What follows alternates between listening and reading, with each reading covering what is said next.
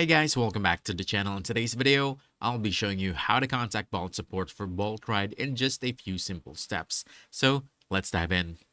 First off, go ahead and log into your Bolt account, and then from the main page, you want to click on the three-line icon at the upper left corner of the screen.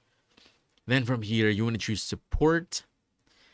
Then on the next page, you want to make sure that you are choosing Bolt Drive. Then on this list, you want to choose a topic that is mostly related to your issue. So let's say this one. Then from here, it'll ask you if it resolved your issue. Just simply choose no. And then from here, you'll be able to chat with the support team. That's it. Now you know how to contact Bolt support for Bolt Ride in just a few simple steps. So if you found this helpful, don't forget to hit that like button, subscribe for more quick guides, and I'll see you in the next one. Thanks.